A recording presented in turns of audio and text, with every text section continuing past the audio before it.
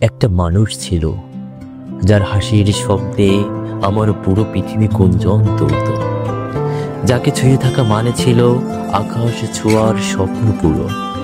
তার চোখের তারায় জ্বলে থাকা আলো আমার সমস্ত অন্ধকারকে নিমিষেই গ্রাস করত। কিন্তু কিন্তু সময় কখনো থেমে থাকে না। একদিন সে হঠাৎ চলে গেল, যেখানে আমার হাত পৌঁছায় না, যেখানে আমার কণ্ঠস্বরে প্রতিধ্বনি পৌঁছায় না। আজকাল সূর্যাস্ত দেখলে তার কথা ভীষণ মনে পড়ে। মনে হয় এই সূর্যের শেষ আলোয় একসঙ্গে বসে বিশাল আকাশের নিচে আমাদের কথাগুলো অমর হতে পারত।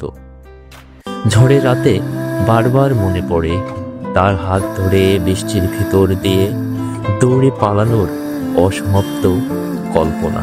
কিন্তু বাস্তবতা বড়ই নির্মম। তারা আমার মাঝে এখন শুধুই নীরবতা।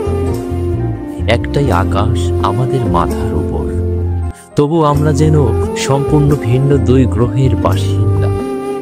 আমি আজও অপেক্ষায়, হয়তো সে কোনো একদিন আমাদের দূরত্ব পার হয়ে সে আবার ফিরবে আমার আঙিনায়। ইতি কাছের বা দূরের কেউ একজন।